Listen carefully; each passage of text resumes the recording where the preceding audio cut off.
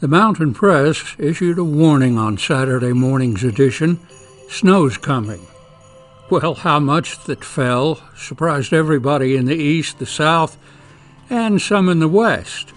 You see, the dates were March 13th and 14th. The year was 1993.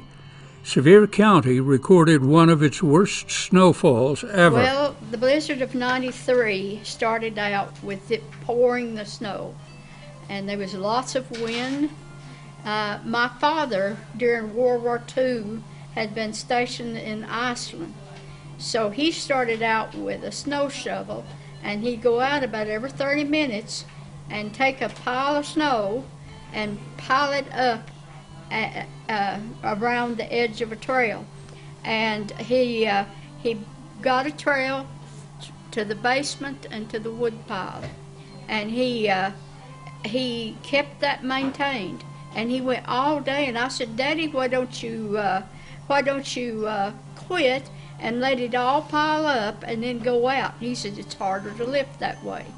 And so by the time we got through, I guess the snow was about 2.5 to 3 foot deep, but where he'd piled it up, the pile was about 5 foot. Our electricity had went out, so we took everything out of the freezer, put it in big black garbage bags, and we dug a hole in the snowbank, and we put all of our frozen food in there. It kept in there really well, and nothing defrosted. And whenever we got electricity back on, and the freezer was cool again, we could put the food right back in without even hesitating. We had a wood stove, so we were able to cook. We had an oil stove, which kept the house warm. No electricity. We had city water, so we had water, so we thank God for the things we did have. My mother had some cast iron pots that she had and that her mother had, and she started cooking in those cast iron pots. And we needed bread, and Mama said, "Well, I'm going to bake some cornbread in one of these stew pots." And I said, "Mama, you can't do that. You got to have a Dutch oven to get it brown on both sides." Well, Mother says, "No, you don't. I'll show you." So she put it on. She put in the cornbread. The cornbread, what little she put in, raised up about 3 to 4 inches. Never saw such a raising out of bread in my life. And then whenever it came time and she got a crispy edge all around it, she eased down in it, and she got a spatula and she flipped it over, and that made a crust on the top. We were making all kinds of soups and food and stuff, and a fireman in the police department stopped by to see how we were doing. And so what we did was we made food and had them to take it up to the neighbors, because the neighbors, all they had was chimneys in order to keep halfway warm. So we kept the holler fed, and we was really proud. Mama baked bread for them too, and everybody enjoyed that. But there's one thing, we call them Easter flowers that bloom this time of year, and I had some that had been passed down to me from my great-grandmother, Nancy McCarter Ogle. And they were in a bed next to the entrance to the basement. Dad said, "Get a 5-gallon, this is before the storm hit, Dad said, "Get a 5-gallon bucket out of there and put down over those flowers." Well, after the snow had melted and everything, I went out expecting the flowers to be just gone. But whenever I lifted the bucket off, the flowers just popped out like a bouquet. Prettiest things I ever saw out there in all that snow. A meteorologist described the conditions as near blizzard-like. From Saturday afternoon until Sunday night, the county was hit with a barrage of between 18 and 25 inches of snow.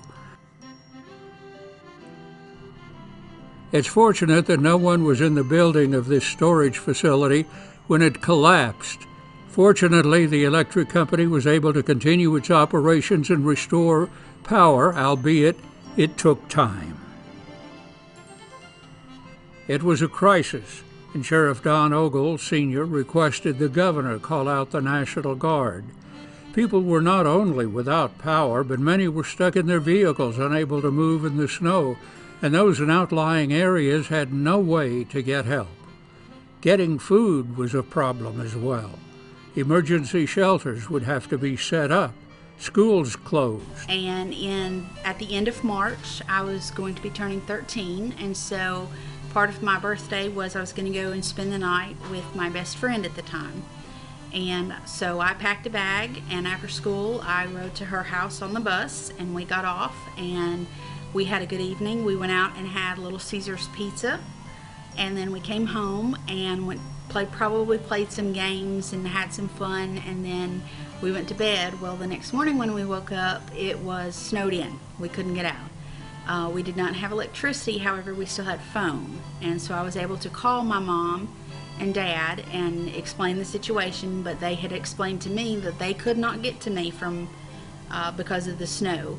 So I hung out at her house. Her dad started to have us go to sleep in the evening when the sun would go down, and we would get up with the sun, and we would just stay very warmly clothed, and we would just play games and things that we could do in the house. He wouldn't allow us to go outside because if we got wet and needed to warm up, there wasn't a good way to do that because there was no water and no electricity.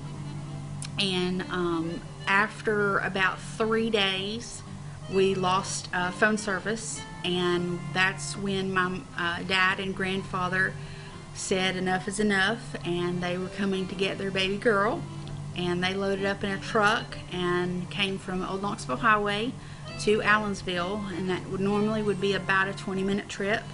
It took them 3 hours to get there, and they got me into the truck and took me back to my grandmother's house, and they had a wood-burning stove, and that was the first time I had eaten something hot in probably 3 days since the pizza, I guess, because we just had cereal at my friend's house. And I remember after warming up that the room where the wood-burning stove was in would get so hot that you would go around the corner to the kitchen and cool off. But then you would get really, really cold in the kitchen, so you would come back to the room with the wood-burning stove and warm back up. And once I got there, we started to, after about a day or so, things started to kind of clear up a little bit, and we started to do some sledding. Where my grandparents live on Old Knoxville Highway, there's quite the great hill, and normally we would never sled because it's right on Old Knoxville and it would be very dangerous with traffic, but of course there was no traffic, so we started sledding and had a fantastic time. And then about 5 days after the storm started, my grandmother and my sister went around. Where they live is on Old Knoxville Highway, and the road is called West Loop Road, and it actually loops around the property, and it took them about 3.5 to 4 hours to walk the loop because of all of the fallen trees. And that was my experience in the snowstorm of '93. And I happen to know that my husband's experience was he was actually also staying at a friend's house, and him and his friend, it was out in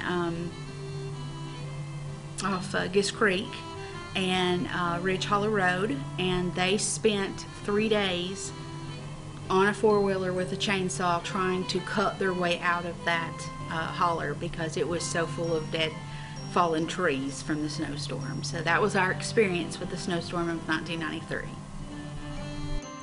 On Monday, the county began the arduous task of clearing roadways. Back roads were so inundated with snow that you're lucky if you can find them, said County Roads Commissioner Jonas Smeltzer in the Mountain Press. I just bought a brand new Ford pickup, four-wheel drive, and you name it, it's got it. I still got it. Most everybody, including us, had to have kerosene. The man that worked for the fire company was a dispatcher, and he dispatched, get power down to our little store down below us.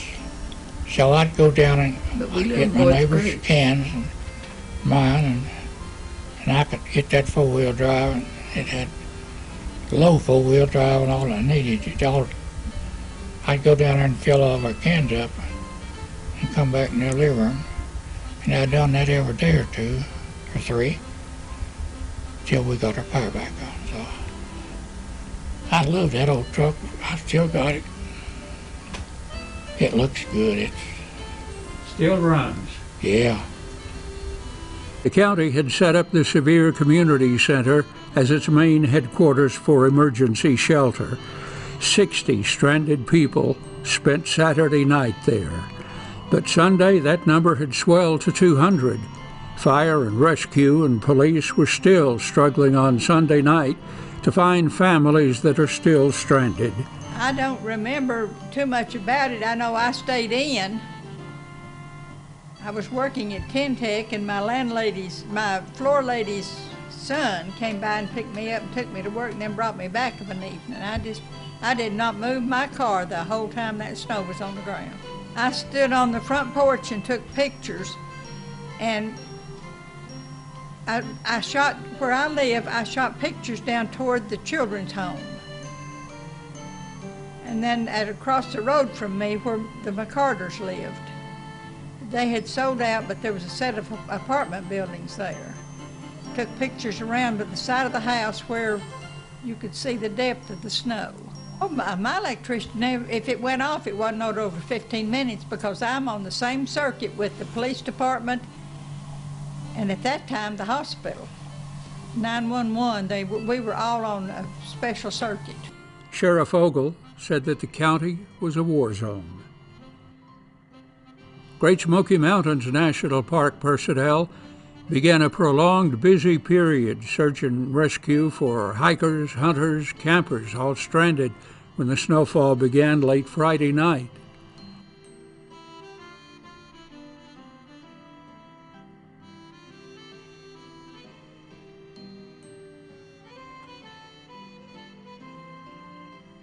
March 13th, 1993. What an amazing day to remember. At the time, I worked at Mark Hill Village Retirement Community in the capacity of licensed administrator. I had under my care 125 independent living residents and 75 assisted living residents. It was the most beautiful snow we all had seen in so long we just couldn't wait to see, until it continued to fall and fall and fall and fall and fall. I asked my employees, we had at the time on duty probably 20, to please come, get an empty apartment, bring your family, bring some food, bring whatever you need to bring so we can take care of our patients. All the staff was gladly able, ready, and willing to do that, which just blessed my heart. We started the day after the blizzard, or even 2 days, we were still just cleaning pathways to their outside doors so they could come out of their apartments to the apartments were 5 to a building, and then there was a hallway, and then there was an outside door in the back and the front. We cleared the front sidewalks just so they could get out and see the snow. It was just beautiful.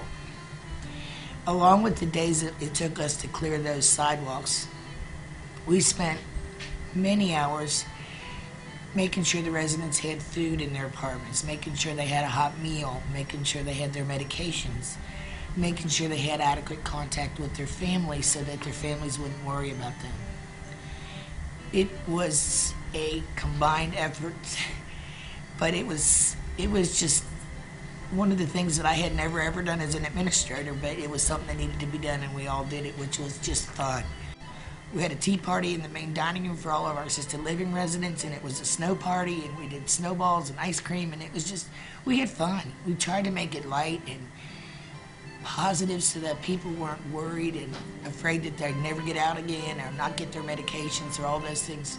Once we secured their things that they were most concerned about, then they were able to relax and just enjoy the snow. So that's how we handled the blizzard. And that's just the short version on Sevier County storm of the 20th century. 30 years ago this week.